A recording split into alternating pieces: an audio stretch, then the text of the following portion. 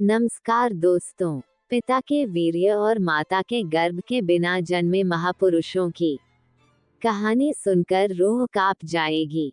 हमारे हिंदू धर्म ग्रंथों वाल्मीकि रामायण, महाभारत आदि में कई ऐसे पात्रों का वर्णन है जिनका जन्म बिना मां के गर्भ और पिता के वीर्य के हुआ था। यहाँ हम आपको 16 ऐसे ही पौराणिक पात्रों के जन्म की कहानी बताएंगे। इनमें से कई पात्रों के जन्म में मां के गर्भ का कोई योगदान नहीं था, तो कुछ पात्रों के जन्म में पिता के वीर्य का, जबकि कुछ में दोनों का ही। 1. धृतराष्ट्र, पांडु और विदुर के जन्म की कथा।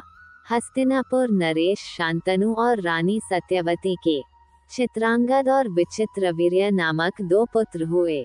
शांतनु का स्वर्गवास चित्रांगद और विचित्रवीर्य के बाल्यकाल में ही हो गया था, इसलिए उनका पालन पोषण भीष्म ने किया। भीष्म ने चित्रांगद के बड़े होने पर उन्हें राजगद्दी पर बिठा दिया, लेकिन कुछ ही काल में गंधर्वों से युद्ध करते हुए चित्रांगद मारा गया। इस पर भीष्म ने उनके अनुज विचित्रवीर्य को राज्य सौंप दिया। अब भीष्म को विचित्रवीर्य के विवाह की चिंता हुई। उन्हीं दिनों काशीराज की 3 कन्याओं अंबा, अंबिका और अंबालिका का स्वयंवर होने वाला था। उनके स्वयंवर में जाकर अकेले ही भीष्म ने वहां आए समस्त राजाओं को परास्त कर दिया और तीनों कन्याओं का हरण करके हस्तिनापुर ले आए। बड़ी कन्या अंबा ने भीष्म को बताया कि वह अपना तन मन राजशाल्व को अर्पित कर चुकी है। उसकी बात सुनकर भीष्म ने उसे राजा शाल्व के पास भिजवा दिया और अंबिका और अंबालिका का विवाह विचित्रवीर्य के साथ करवा दिया। राजा शाल्व ने अंबा को ग्रहण नहीं किया, अतः वह हस्तिनापुर लौटकर आ गई और भीष्म से बोली, हे आर्य, आप मुझे हर कर लाए हैं, अतएव आप मुझसे विवाह करें। किंतु भीष्म ने अपनी प्रतिज्ञा के कारण उसके अनुरोध को स्वीकार नहीं किया। अंबा रुष्ट होकर परशुराम के पास गई और उनसे अपनी व्यथा सुनाकर सहायता मांगी। परशुराम ने अंबा से कहा, हे देवी, आप चिंता न करें, मैं आपका विवाह भीष्म के साथ करवाऊंगा। परशुराम ने भीष्म को बुलावा भेजा, किंतु भीष्म उनके पास नहीं गए। इस पर क्रोधित होकर परशुराम भीष्म के पास पहुंचे और दोनों वीरों में भयानक युद्ध छिड़ गया। दोनों ही अभूतपूर्व योद्धा थे, इसलिए हार जीत का फैसला नहीं हो सका। आखिर देवताओं ने हस्तक्षेप करके इस युद्ध को बंद करवा दिया। अंबा निराश होकर वन में तपस्या करने चली गई। विचित्रवीर्य अपनी दोनों रानियों के साथ भोग विलास में रत हो गए, किंतु दोनों ही रानियों से उनकी कोई संतान नहीं हुई और वे क्षय रोग से पीड़ित होकर मृत्यु को प्राप्त हो गए। अब कुल नाश होने के भय से माता सत्यवती ने एक दिन भीष्म से कहा, पुत्र, इस वंश को नष्ट होने से बचाने के लिए मेरी आज्ञा है कि तुम इन दोनों रानियों से पुत्र उत्पन्न करो। माता की बात सुनकर भीष्म ने कहा, माता, मैं अपनी प्रतिज्ञा किसी भी स्थिति में भंग नहीं कर सकता। ये सुनकर माता सत्यवती को अत्यंत दुख हुआ।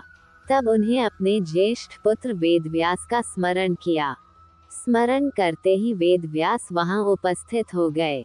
सत्यवती उन्हें देखकर बोली, हे पुत्र, तुम्हारे सभी भाई निसंतान ही स्वर्गवासी हो गए, अतः मेरे वंश को नाश होने से बचाने के लिए मैं तुम्हें आज्ञा देती हूँ कि तुम नियोग विधि से उनकी पत्नियों से संतान उत्पन्न करो। वेदव्यास उनकी आज्ञा मानकर बोले, माता, आप उन दोनों रानियों से कह दीजिए कि वो मेरे सामने से निवस्त्र होकर गुजरें, जिससे कि उनको गर्भ धारण होगा।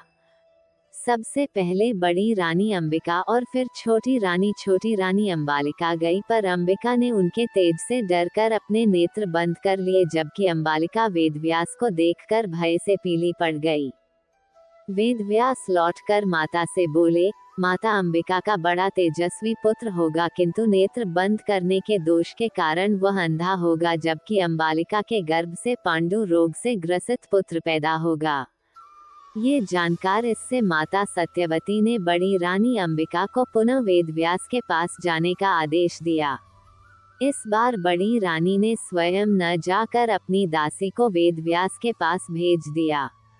दासी बिना किसी संकोच के वेदव्यास के सामने से गुजरी। इस बार वेदव्यास ने माता सत्यवती के पास आकर कहा, माते, इस दासी के गर्भ से वेद वेदांत में पारंगत अत्यंत नीतिवान पुत्र उत्पन्न होगा। इतना कहकर वेदव्यास तपस्या करने चले गए। समय आने पर अंबिका के गर्भ से जन्मांध धृतराष्ट्र, अंबालिका के गर्भ से पांडु, रोग से ग्रसित पांडु तथा दासी के गर्भ से धर्मात्मा विदुर का जन्म हुआ। 2. कौरवों के जन्म की कथा। एक बार महर्षि वेदव्यास हस्तिनापुर आए। गांधारी ने उनकी बहुत सेवा की, जिससे प्रसन्न होकर उन्होंने गांधारी को वरदान मांगने को कहा। गांधारी ने अपने पति के समान ही बलवान सपुत्र होने का वर मांगा। समय पर गांधारी को गर्भ ठहरा और वह 2 वर्ष तक पेट में ही रहा। इससे गांधारी घबरा गई और उसने अपना गर्भ गिरा दिया। उसके पेट से लोहे के समान एक मांस पिंड निकला। महर्षि वेदव्यास ने अपनी योग दृष्टि से ये सब देख लिया और वे तुरंत गांधारी के पास आए। तब गांधारी ने उन्हें वह मांस पिंड दिखाया। महर्षि वेदव्यास ने गांधारी से कहा कि तुम जल्दी से 100 कुंड बनवाकर उन्हें घी से भर दो और सुरक्षित स्थान में उनकी रक्षा का प्रबंध कर दो तथा इस मांस पिंड पर जल छिड़को। जल छिड़कने पर उस मांस पिंड के 101 टुकड़े हो गए। व्यास जी ने कहा कि मांस पिंडों के इन 101 टुकड़ों को घी से भरे कुंडों में डाल दो। अब इन कुंडों को 2 साल बाद ही खोलना। इतना कहकर महर्षि वेदव्यास तपस्या करने हिमालय पर चले गए। समय आने पर उन्हीं मांस पिंडों से पहले दुर्योधन और बाद में गांधारी के 99 पुत्र तथा एक कन्या उत्पन्न हुई। 3. पांडवों के जन्म की कथा। पांचों पांडवों का जन्म भी बिना पिता के वीर्य के हुआ था। एक बार राजा पांडु अपनी दोनों पत्नियों कुंती तथा माद्री के साथ आखेट के लिए वन में गए। वहां उन्हें एक मृग का मैथुनरत जोड़ा दृष्टिगत हुआ। पांडु ने तत्काल अपने बाण से उस मृग को घायल कर दिया। मरते हुए मृग ने पांडु को शाप दिया, राजन, तुम्हारे समान क्रूर पुरुष इस संसार में कोई भी नहीं होगा। तूने मुझे मैथुन के समय बाण मारा है, अतः जब कभी भी तू मैथुनरत होगा तेरी मृत्यु हो जाएगी। इस शाप से पांडु अत्यंत दुखी हुए और अपनी रानियों से बोले, हे देवियों, अब मैं अपनी समस्त वासनाओं का त्याग करके इस वन में ही रहूंगा, तुम लोग हस्तिनापुर लौट जाओ। उनके वचनों को सुनकर दोनों रानियों ने दुखी होकर कहा, नाथ, हम आपके बिना एक क्षण भी जीवित नहीं रह सकती। आप हमें भी वन में अपने साथ रखने की कृपा कीजिए। पांडु ने उनके अनुरोध को स्वीकार करके उन्हें वन में अपने साथ रहने की अनुमति दे दी। इसी दौरान राजा पांडु ने अमावस्या के दिन ऋषि मुनियों को ब्रह्मा जी के दर्शनों के लिए जाते हुए देखा। उन्होंने उन ऋषि मुनियों से स्वयं को साथ ले जाने का आग्रह किया। उनके इस आग्रह पर ऋषि मुनियों ने कहा, राजन, कोई भी निःसंतान पुरुष ब्रह्मलोक जाने का अधिकारी नहीं हो सकता, अतः हम आपको अपने साथ ले जाने में असमर्थ हैं। ऋषि मुनियों की बात सुनकर पांडु अपनी पत्नी से बोले, हे कुंती, मेरा जन्म लेना ही वृथा हो रहा है, क्योंकि संतानहीन व्यक्ति पितृ ऋण, ऋषि ऋण, देव ऋण तथा मनुष्य ऋण से मुक्ति नहीं पा सकता। क्या तुम पुत्र प्राप्ति के लिए मेरी सहायता कर सकती हो? कुंती बोली, हे आर्यपुत्र, दुर्वासा ऋषि ने मुझे ऐसा मंत्र प्रदान किया है जिससे मैं किसी भी देवता का आह्वान करके मनोवांछित वस्तु प्राप्त कर सकती हूँ।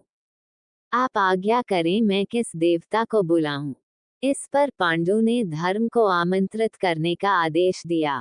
धर्म ने कुंती को पुत्र प्रदान किया जिसका नाम युधिष्ठिर रखा गया। कालांतर में पांडु ने कुंती को पुनः 2 बार वायुदेव तथा इंद्रदेव को आमंत्रित करने की आज्ञा दी। वायुदेव से भीम तथा इंद्र से अर्जुन की उत्पत्ति हुई। तत्पश्चात पांडु की आज्ञा से कुंती ने माद्री को उस मंत्र की दीक्षा दी। माद्री ने अश्वनी कुमारों को आमंत्रित किया और नकुल तथा सहदेव का जन्म हुआ। एक दिन राजा पांडु माद्री के साथ वन में सरिता के तट पर भ्रमण कर रहे थे। वातावरण अत्यंत रमणीक था और शीतल मंद सुगंधित वायु चल रही थी। सहसा वायु के झोंके से माद्री का वस्त्र उड़ गया। इससे पांडु का मन चंचल हो उठा और वे मैथुन में प्रवृत्त हुए ही थे कि शापवश उनकी मृत्यु हो गई। माद्री उनके साथ सती हो गई, किंतु पुत्रों के पालन पोषण के लिए कुंती हस्तिनापुर लौट आई। 4. कर्ण के जन्म की कथा। कर्ण का जन्म कुंती को मिले एक वरदान स्वरूप हुआ था।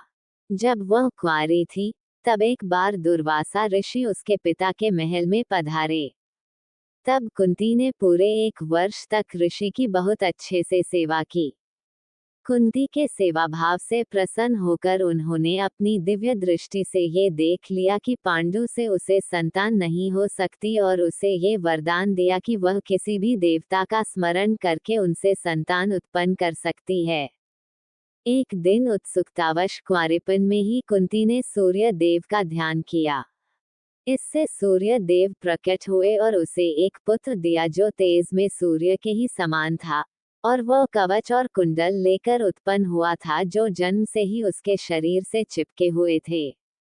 चूंकि वह अभी भी अविवाहित थी, इसलिए लोकलाज के डर से उसने उस पुत्र को एक बक्से में रखकर गंगाजी में बहा दिया। 5. राम, लक्ष्मण, भरत और शत्रुघ्न के जन्म की कथा। दशरथ अधेड़ उम्र तक पहुंच गए थे, लेकिन उनका वंश संभालने के लिए उनका पुत्र रूपी कोई वंशज नहीं था।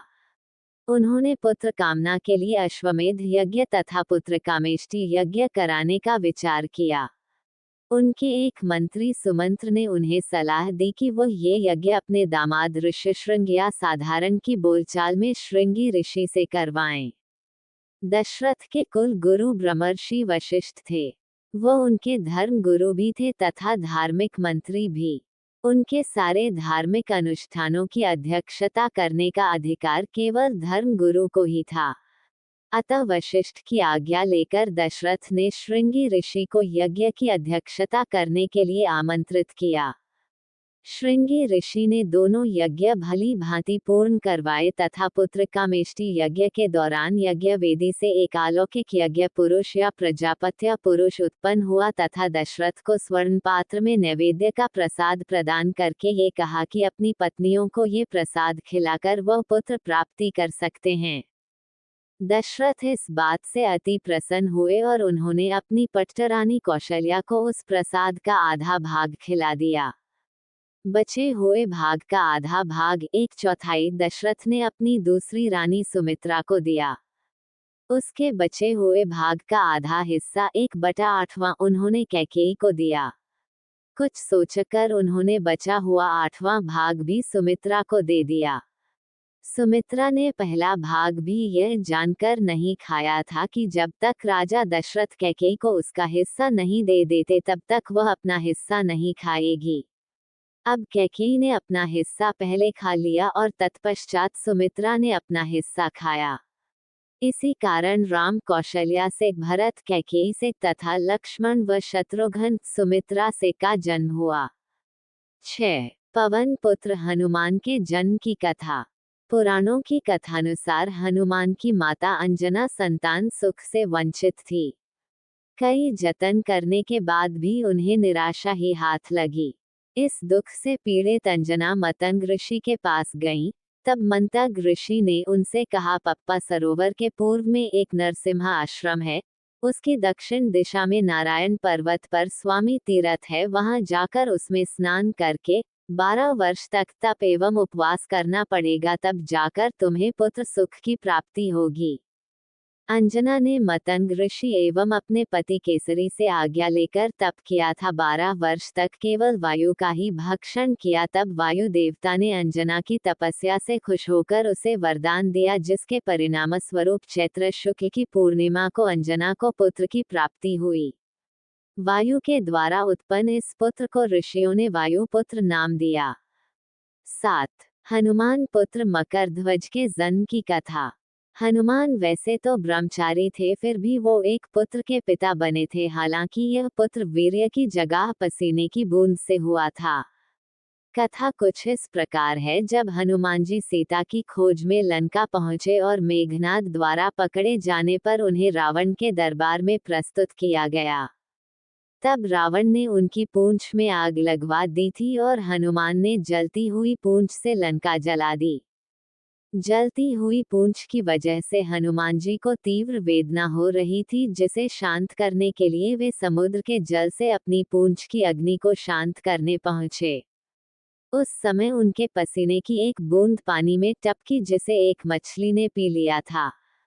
उसी पसीने की बूंद से वह मछली गर्भवती हो गई और उससे उसे एक पुत्र उत्पन्न हुआ, जिसका नाम पड़ा मकरध्वज। मकरध्वज भी हनुमान जी के समान ही महान पराक्रमी और तेजस्वी था। उसे अहिरावण द्वारा पाताल लोक का द्वारपाल नियुक्त किया गया था। जब अहिरावण श्रीराम और लक्ष्मण को देवी के समक्ष बलि चढ़ाने के लिए अपनी माया के बल पर पाताल ले आया था, तब श्रीराम और लक्ष्मण को मुक्त कराने के लिए हनुमान पाताल लोक पहुंचे और वहां उनकी भेंट मकरध्वज से हुई। तत्पश्चात मकरध्वज ने अपनी उत्पत्ति की कथा हनुमान को सुनाई। हनुमान जी ने अहिरावण का वध कर प्रभु श्रीराम और लक्ष्मण को मुक्त कराया और मकरध्वज को पाताल लोक का अधिपति नियुक्त करते हुए उसे धर्म के मार्ग पर चलने की प्रेरणा दी। 8. द्रोणाचार्य के जन्म की कथा। द्रोणाचार्य कौरव व पांडव राजकुमारों के गुरु थे। द्रोणाचार्य का जन्म कैसे हुआ, इसका वर्णन महाभारत के आदि पर्व में मिलता है। एक समय गंगाद्वार नामक स्थान पर महर्षि भरद्वाज रहा करते थे। वे बड़े व्रतशील व यशस्वी थे। एक दिन वे महर्षियों को साथ लेकर गंगा स्नान करने गए। वहां उन्होंने देखा कि घृताची नामक अप्सरा स्नान करके जल से निकल रही है। उसे देखकर उनके मन में काम वासना जाग उठी और उनका वीर्य स्खलित होने लगा। तब उन्होंने उस वीर्य को द्रोण नामक यज्ञ पात्र, यज्ञ के लिए उपयोग किया जाने वाला एक प्रकार का बर्तन में रख दिया। उसी से द्रोणाचार्य का जन्म हुआ। द्रोण ने सारे वेदों का अध्ययन किया। महर्षि भरद्वाज ने पहले ही आग्नेयास्त्र की शिक्षा अग्निवेश्य को दे दी थी। अपने गुरु भरद्वाज की आज्ञा से अग्निवेश्य ने द्रोणाचार्य को आग्नेयास्त्र की शिक्षा दी। द्रोणाचार्य का विवाह शरद्वान की पुत्री कृपि से हुआ था। 9. ऋषि ऋष्यशृंग के जन्म की कथा।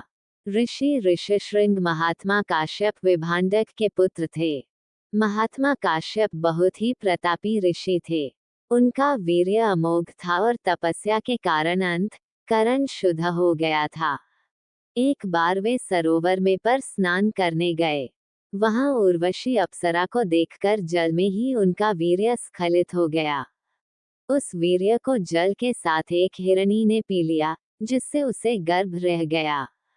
वास्तव में वह हिरणी एक देवकन्या थी। किसी कारण से ब्रह्मा जी उसे श्राप दिया था कि तू हिरण जाति में जन्म लेकर एक मुनि पुत्र को जन्म देगी, तब श्राप से मुक्त हो जाएगी। इसी श्राप के कारण महामुनि ऋष्यशृंग उस मृगी के पुत्र हुए। वे बड़े तपोनिष्ठ थे। उनके सिर पर एक सींग था, इसीलिए उनका नाम ऋष्यशृंग प्रसिद्ध हुआ। वाल्मीकि रामायण के अनुसार राजा दशरथ ने पुत्र प्राप्ति के लिए पुत्रेष्ठि यज्ञ करवाया था। इस यज्ञ को मुख्य रूप से ऋषि ऋष्यशृंग ने संपन्न किया था। इस यज्ञ के फलस्वरूप ही भगवान श्रीराम, लक्ष्मण, भरत व शत्रुघ्न का जन्म हुआ था। 10. कृपाचार्य व कृपि के जन्म की कथा। कृपाचार्य महाभारत के प्रमुख पात्रों में से एक थे। उनके जन्म के संबंध में पूरा वर्णन महाभारत के आदि पर्व में मिलता है। उसके अनुसार महर्षि गौतम के पुत्र थे शरद्वान। वे बाणों के साथ ही पैदा हुए थे।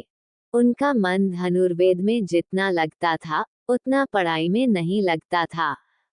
उन्होंने तपस्या करके सारे अस्त्र शस्त्र प्राप्त किए। शरद्वान की घोर तपस्या और धनुर्वेद में निपुणता देखकर देवराज इंद्र बहुत भयभीत हो गए। उन्होंने शरद्वान की तपस्या में विघ्न डालने के लिए जानपदी नाम की देवकन्या भेजी। वह शरद्वान के आश्रम में आकर उन्हें लुभाने लगी। उस सुंदरी को देखकर शरद्वान के हाथों से धनुष बाण गिर गए। वे बड़े संयमी थे तो उन्होंने स्वयं को रोक लिया, लेकिन उनके मन में विकार आ गया था, इसलिए अनजाने में ही उनका शुक्रपात हो गया। वे धनुष बाण आश्रम और उस सुंदरी को छोड़कर तुरंत वहां से चल गए। उनका वीर्य सरकंडों पर गिरा था, इसलिए वह दो भागों में बंट गया। उससे एक कन्या और एक पुत्र की उत्पत्ति हुई। उसी समय संयोग से राजा शांतनु वहां से गुजरे। उनकी नजर उस बालक व बालिका पर पड़ी। शांतनु ने उन्हें उठा लिया और अपने साथ ले आए। बालक का नाम रखा कृप और बालिका नाम रखा कृपी। जब शरद्वान को ये बात मालूम हुई तो वे राजा शांतनु के पास आए और उन बच्चों के नाम गोत्र आदि बतलाकर चारों प्रकार के धनुर्वेदों, विविध शास्त्रों और उनके रहस्यों की शिक्षा दी। थोड़े ही दिनों में कृप सभी विषयों में पारंगत हो गए। कृपाचार्य की योग्यता देखते हुए उन्हें कुरुवंश का कुलगुरु नियुक्त किया गया। 11. द्रौपदी व धृष्टद्युम्न के जन्म की कथा। द्रोणाचार्य और द्रुपद बचपन के मित्र थे। राजा बनने के बाद द्रुपद को अहंकार हो गया। जब द्रोणाचार्य राजा द्रुपद को अपना मित्र समझकर उनसे मिलने गए तो द्रुपद ने उनका बहुत अपमान किया। बाद में द्रोणाचार्य ने पांडवों के माध्यम से द्रुपद को पराजित कर अपने अपमान का बदला लिया। राजा द्रुपद अपनी पराजय का बदला लेना चाहते थे था, इसलिए उन्होंने ऐसा यज्ञ करने का निर्णय लिया जिसमें से द्रोणाचार्य का वध करने वाला वीरपुत्र उत्पन्न हो सके। राजा द्रुपद इस यज्ञ को करवाने के लिए कई विद्वान ऋषियों के पास गए, लेकिन किसी ने भी उनकी इच्छा पूरी नहीं की। अंत में महात्मा याज ने द्रुपद का यज्ञ करवा स्वीकार कर लिया। महात्मा याज ने जब राजा द्रुपद का यज्ञ करवाया तो यज्ञ के अग्निकुंड में से एक दिव्य कुमार प्रकट हुआ। इसके बाद उस अग्निकुंड में से एक दिव्य कन्या भी प्रकट हुई। वह अत्यंत ही सुंदर थी। ब्राह्मणों ने उन दोनों का नामकरण किया। वे बोले, ये कुमार बड़ा धृष्ट, ढीठ और असहिष्णु है। इसकी उत्पत्ति अग्निकुंड से हुई है, इसलिए इसका धृष्टद्युम्न होगा। ये कुमारी कृष्ण वर्ण की है, इसलिए इसका नाम कृष्णा होगा। द्रुपद की पुत्री होने के कारण कृष्णा ही द्रौपदी के नाम से विख्यात हुई। 12. राधा के जन्म की कथा। ब्रह्म वैवर्त पुराण के अनुसार एक बार गोलोक में किसी बात पर राधा और श्रीदामा नामक गोप में विवाद हो गया। इस पर श्री राधा ने उस गोप को असुर योनि में जन्म लेने का श्राप दे दिया। तब उस गोप ने भी श्री राधा को ये श्राप दिया कि आपको भी मानव योनि में जन्म लेना पड़ेगा।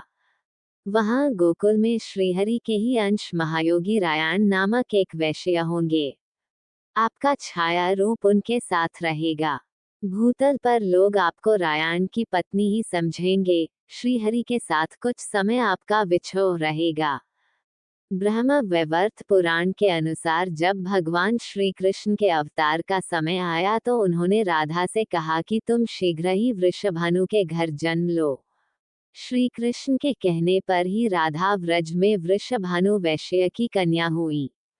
राधा देवी अयोनिजा थी, माता के गर्भ से उत्पन्न नहीं हुई। उनकी माता ने गर्भ में वायु को धारण कर रखा था। उन्होंने योगमाया की प्रेरणा से वायु को ही जन्म दिया, परंतु वहां स्वेच्छा से श्री राधा प्रकट हो गईं। 13. राजा सगर के 60,000 पुत्रों के जन्म की कथा। रामायण के अनुसार इक्ष्वाकु वंश में सगर नामक प्रसिद्ध राजा हुए। उनकी 2 रानियां थीं, केशिनी और सुमति। दीर्घ काल तक संतान जन्म न होने पर राजा अपनी दोनों रानियों के साथ हिमालय पर्वत पर जाकर पुत्र कामना से तपस्या करने लगे। तब महर्षि भृगु ने उन्हें वरदान दिया कि एक रानी को 60,000 अभिमानी पुत्र प्राप्त तथा दूसरी से एक वंशधर पुत्र होगा। कालांतर में सुमति ने तुम्बी के आकार के एक गर्भपिंड को जन्म दिया। राजा उसे फेंक देना चाहते थे, किंतु तभी आकाशवाणी हुई कि इस तुम्बी में 60,000 बीज हैं। घी से भरे एक एक मटके में एक एक बीज सुरक्षित रखने पर कालांतर में 60,000 पुत्र प्राप्त होंगे।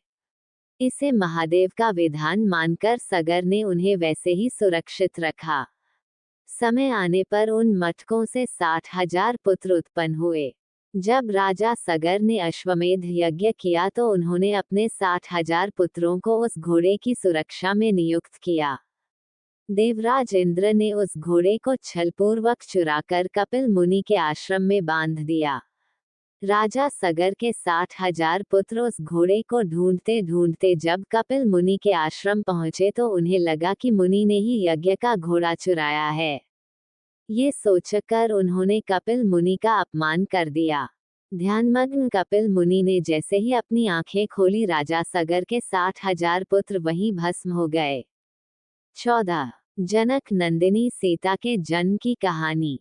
भगवान श्री राम की पत्नी सीता का जन्म भी माता के गर्भ से नहीं हुआ था। रामायण के अनुसार उनका जन्म भूमि से हुआ था। वाल्मीकि रामायण के बाल कांड में राजा जनक महर्षि विश्वामित्र से कहते हैं कि अथ में कृषत क्षेत्रम लांगलादुत्थिता तत् क्षेत्रम शोध्यता लब्धा नामना सितेति विश्रुता भूतलादुत्थिता सा तु व्यवर्धत ममात्मजा। अर्थात एक दिन मैं यज्ञ के लिए भूमि शोधन करते समय खेत में हल चला रहा था। उसी समय हल के अग्रभाग से जोती गई भूमि से एक कन्या प्रकट हुई। सीता हल द्वारा खींची गई रेखा से उत्पन्न होने के कारण उसका नाम सीता रखा गया। पृथ्वी से प्रकट हुई वह मेरी कन्या क्रमशः बढ़कर सयानी हुई। 15. मनु व शत्रुपा के जन्म की कहानी। धर्म ग्रंथों के अनुसार मनु व शत्रुपा सृष्टि के प्रथम मानव माने जाते हैं। इन्हीं से मानव जाति का आरंभ हुआ। मनु का जन्म भगवान ब्रह्मा के मन से हुआ माना जाता है। मनु का उल्लेख ऋग्वेद काल से ही मानव सृष्टि के आदि प्रवर्तक और समस्त मानव जाति के आदि पिता के रूप में किया जाता रहा है। इन्हीं आदि पुरुष भी कहा गया है। वैदिक संहिताओं में भी मनु को ऐतिहासिक व्यक्ति माना गया है। ये सर्वप्रथम मानव थे जो मानव जाति के पिता तथा सभी क्षेत्रों में मानव जाति के पथ प्रदर्शक स्वीकृत हैं। मनु का विवाह ब्रह्मा के दाहिने भाग से उत्पन्न शत्रुपा से हुआ था। मनु एक धर्मशास्त्रकार भी थे। धर्म ग्रंथों के बाद धर्माचरण की शिक्षा देने के लिए आदिपुरुष स्वयंभुव मनु ने स्मृति की रचना की जो मनुस्मृति के नाम से विख्यात है। उत्तानपाद जिसके घर में ध्रुव पैदा हुआ था, इन्हीं का पुत्र था। मनु स्वयंभुव का ज्येष्ठ पुत्र प्रियव्रत पृथ्वी का प्रथम क्षत्रिय माना जाता है। इनके द्वारा प्रणीत स्वयंभुव शास्त्र के अनुसार पिता की संपत्ति में पुत्र और पुत्री का समान अधिकार है। इनको धर्मशास्त्र का और प्राचेतस मनु अर्थशास्त्र का आचार्य माना जाता है। मनुस्मृति ने सनातन धर्म को आचार संहिता से जोड़ा था। 16. राजा पृथु के जन्म की कथा। पृथु एक सूर्यवंशी राजा थे जो वेन के पुत्र थे। स्वयंभुव मनु के वंशज राजा अंक का विवाह सुनिथा नामक स्त्री से हुआ था।